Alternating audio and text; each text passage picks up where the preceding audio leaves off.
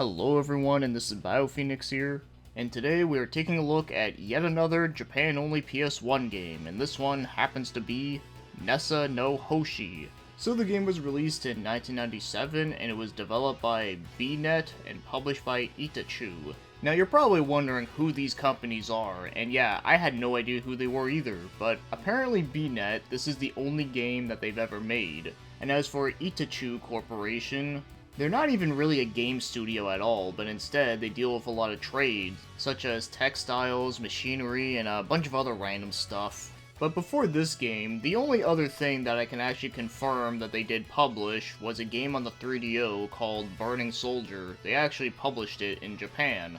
So it's kinda interesting and also amusing how such a huge company can just put out this random ass game.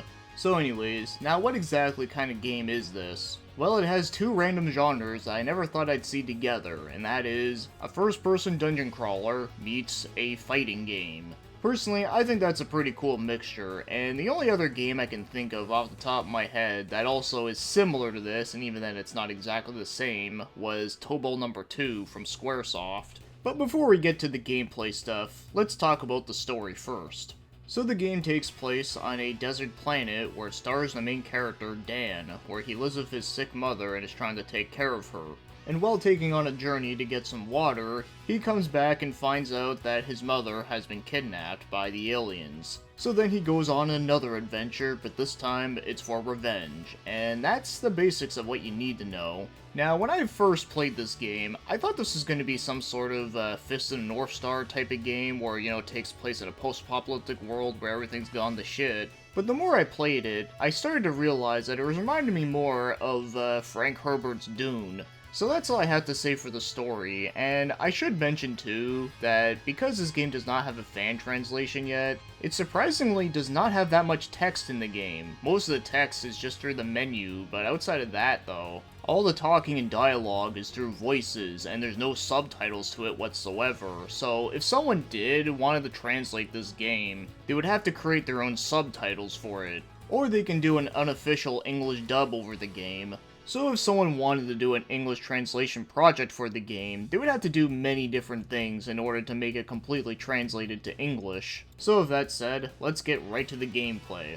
So as I said, it is a first-person dungeon crawler where you run around in a maze. You can pick up hidden items, which can be health items that look like pills, a green herb that can gain your maximum amount of health by a little bit, and then there's this purple flower thing.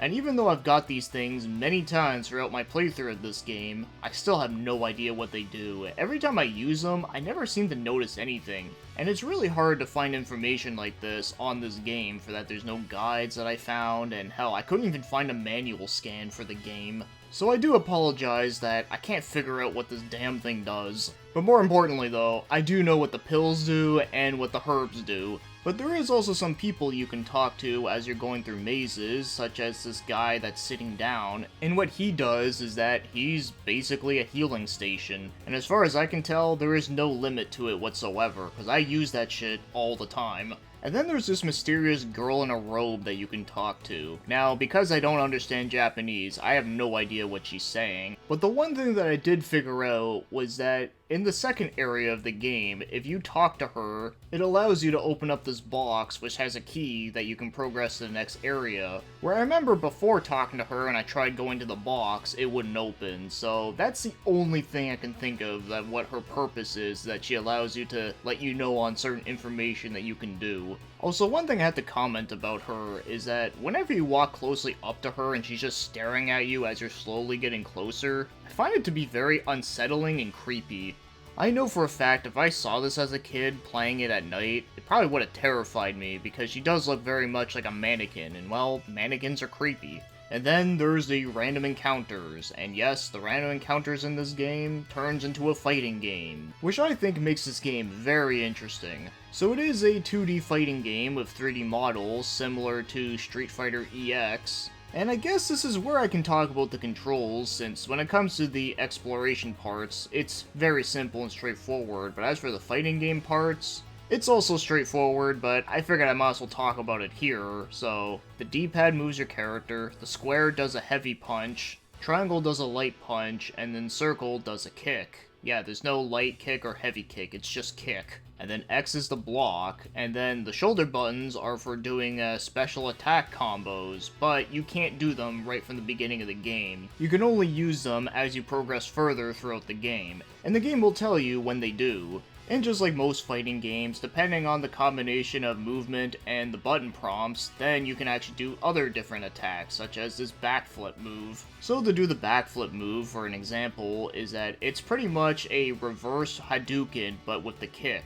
Now, I'm not going to go over every single move list within this game. In fact, I couldn't even find a move list of this game anyway. But just to name a couple other moves that you can do, such as this uppercut, which allows you to knock them into the air. And yes, you can also hit them while they're in the air too. And I also do remember that you can also do BioPhoenix's Death Fist move, although in this game it obviously doesn't do 80% of their health bar, but I do remember that you can do a move that looks similar to it, and it does launch them back pretty far. And there is also some grapple moves that you can do too, but I find them to be a bit hard to pull off, but maybe it's just because I just wasn't trying hard enough, because I was usually just too busy backflipping most of the time. So yeah, there is a pretty decent moveset within this game.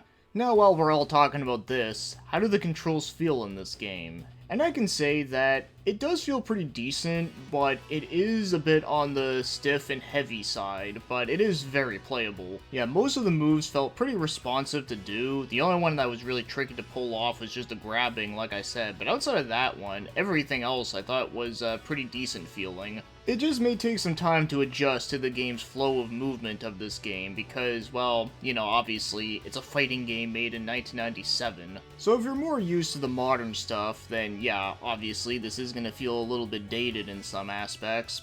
But if you do like going back to this era of early 3D fighting games on the PS1, the 64, and the Saturn and whatnot, then I don't think it's going to feel too bad. Now, keep in mind, I am not one of these competitive EVO fighting game expert type people. I'm just one of those guys that just casually enjoys fighting games because they're easy to pick up and play and just beat the crap out of people with them. Like, they make for a good quick fix when you just need to play something but isn't a huge time commitment. Just figured I'd mention that out of the way in case anyone needed to know. So that covers the game's combat, but before we move on, there is one other thing I do have to mention, is that in the menu system, not only can you use your healing items here, but you can also equip different items here to your character, and they gain different stats, such as attack and defense. And some items that you equip to your character, you can actually see them appear on your character model, which I do think is pretty cool. And as for the last option here, this allows you to save your game, and yes, you can save your game as many times as you want. And I have to say, I am so glad this game has one of these, because if this game didn't have it, this game would be way harder. And I should also mention too that this game does not have any EXP or leveling up in the game, which you might think it would have given that it is like a dungeon crawler game, but no, it actually doesn't at all. Instead, sometimes you'll gain some extra maximum amount of health after every so battle, and sometimes they can also drop equipment items. So overall, it does have a couple RPG elements, but not a lot. It's just a very slight amount. So now, let's get moving on and start talking about the other things, like the graphics. And the graphics in this game, I do think look pretty good for 1997. Personally, my favorite parts about this game's graphics has to be the exploration of the map, is that everything is all pre-rendered, and I love pre-rendered backgrounds from this era, and I think they all look really cool here, lots of very nice aesthetics here. And it's kind of surprising that I'd say that, given that this game has a lot of brown and gray in it, but like I said, I think they actually utilized it in a way that was kind of cool with the aesthetics. Now as for the combat graphics, as they do look totally different. Now yes, this looks like your typical PS1 graphic game, and yeah, it looks fine, nothing crazy there, though I will say that I do like some of the enemy designs in the game. I do find a lot of them look very interesting, and some of them are pretty amusing, such as this one alien guy with googly eyes that kind of looks like E.T. if he hit the gym. And then there's also these shark head guys that look like a regular person if they just had a shark head for some reason. And lastly I'll mention are some of these succubus looking demon girls that look like something out of Darkstalkers. So yeah, I do like the character designs in this game, at least when it comes to the enemies, but as for your character design, as for Dan, Yeah, he looks a little generic. Dark green with brown. I get it makes sense with the setting, but I don't know, I kinda wish he had like a bit brighter colors to him. But I do appreciate the attention to detail that they give with the equipable items do change up some of his appearance a little bit, so I do like that aspect a lot. But yeah, for a 1997 game, I think it does look pretty good. Obviously, compared to today's standards, yes, I know a lot of people would say this game looks ugly, but I don't know, I think this game does have its charm with the looks, mainly with the pre-rendered backgrounds that look very mist-like. And as for the game's music, well, holy shit. The music in this game is amazing, and I'm not gonna lie, I actually find this to be a very underrated OST. So you do get some pretty good variety here, for that whenever you're wandering around on the map, you do have some really nice relaxing music that is very atmospheric, and I actually really dig these tracks a lot. In a way, they do kind of remind me a little bit of another game I reviewed years ago called Enigma, another Japan-only game that was from Koei, and I also really like the music in that game too, so that's a good thing that I'm comparing it to that.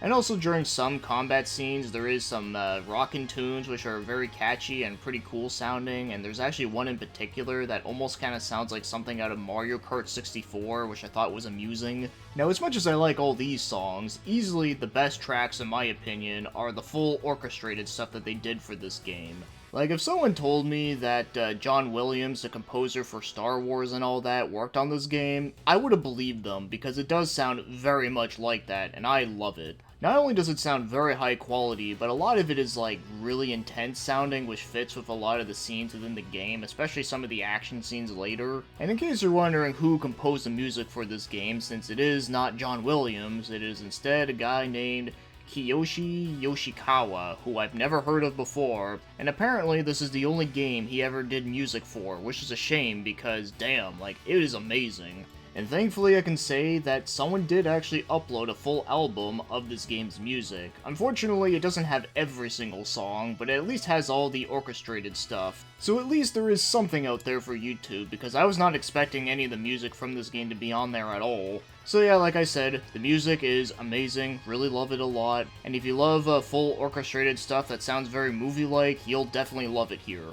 So now, if you want to go out and buy yourself a copy of this game, unfortunately but unsurprising, this game is not cheap. The cheapest I've seen it for was $100.40. How very specific. And then the highest I've seen it for was $220. But strangely enough, someone is actually selling the guidebook for this game, which would have been really helpful to have it before doing this video, but after seeing the price tag of $1,070, yeah, that's not worth it. And before we get to my overall thoughts, I do want to briefly mention that this game actually has a very interesting Japanese voice cast. Now, I'm not going to go over all of them here because, you know, it would take forever, but I do want to mention that the voice of the main character, Ryo Horikawa, is actually the voice of Vegeta, so that's really awesome. So now, as my overall thoughts on Nessa no Hoshi, is that this is a game that I actually liked quite a bit. Yeah, I actually find this to be a pretty enjoyable game. Now, I will go out and say that yes, this game is not an all-time classic, it's not like the best shit you'll ever play, but I actually liked it a fair amount. Not only was exploring everything was actually kind of cool and interesting, and there was also not that many puzzles throughout the game either, which was kind of a surprise, but I also did like the combat too for what it is. Now yes, like I said, the combat does feel a little bit stiff and heavy at times, but I honestly didn't think it was bad at all. I thought it was pretty enjoyable and pretty fun to do all the different movesets and like doing some air combos on people. The fact that you can even do that in this game is actually kind of satisfying. The fact that there's different equipment that you can pick up is cool, and I really like the game's aesthetics, and of course the game's music is just amazing and is easily one of my favorite parts about this game, and being able to save wherever you want is very helpful. Now, moving on to the things that I don't like as much, is that I do find that this game can get pretty brutal later on because they do take away some of the healing stations, and therefore you can't abuse them anymore, and you have to rely on using your items, and of course, trying to find items in this game, they're all invisible on the map, so whenever you see a dead end coming up, don't just turn around and leave. You want to make sure you go all the way to the end and face every single corner and press the circle button to examine, because you can find some healing items that will save your ass. Also, the random encounter rate in this game can get pretty nutty sometimes, and with all the amount of fights that you have to do in order to just get across to the map, Not only will your hands eventually get tired after a while, but also, trying to stay in decent health without having to use your items can be pretty tough later on in the game, because you're going to be doing so much fighting that it's going to be hard to keep up your health in decent shape unless you're like total god tier at the game. So yeah, the game can be pretty relentless later on in the game, but thankfully you do have those unlimited saves. But even at that though, it can still be a little bit tough, but thankfully it's not on the same insanity level as KOF 11's Magaki, who can suck a cocky. And the last thing I have to mention that I don't like as much is that, even though I said there is not that many puzzles in the game, there is one puzzle that I don't like, and that is getting through this combination lock with these random symbols. And yes, because I couldn't find any walkthroughs online, I had to randomly guess, and yes, eventually I got very lucky and I did it, but man, that was annoying. And as far as I looked around, I could not find any hints or anything within the game. I mean, maybe there might have been something, but I was not able to find it. And one extra thing I want to bring up, although this isn't really a complaint, but it is something I did wish this game did have though, was that I did wish this game had more RPG mechanics within here, so there would be more of a reason to fight the enemies, outside of just getting random equipment drops, which are pretty rare.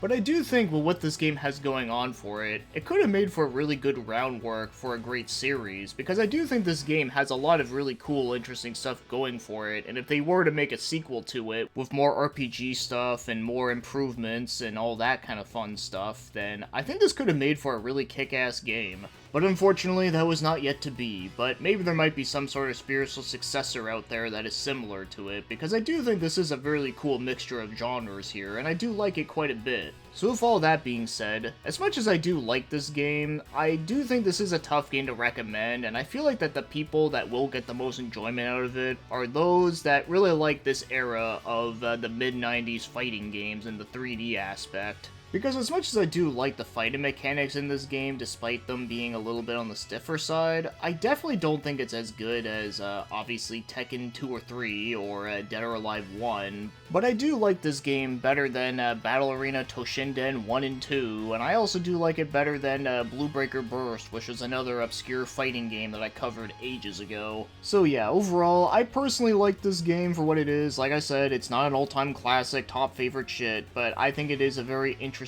game that was actually pretty fun to play through. In fact, I would not mind replaying it again for that. Like I said, I did have some fun with it, and it is a pretty cool game. So if it does look interesting to you, I definitely don't think it's that bad at all. Now, like I said, it is going to take some time to get used to the way how it flows, but once you get over that, I don't think it's that bad. So that being said, thanks for watching and commenting, and have yourselves a great day.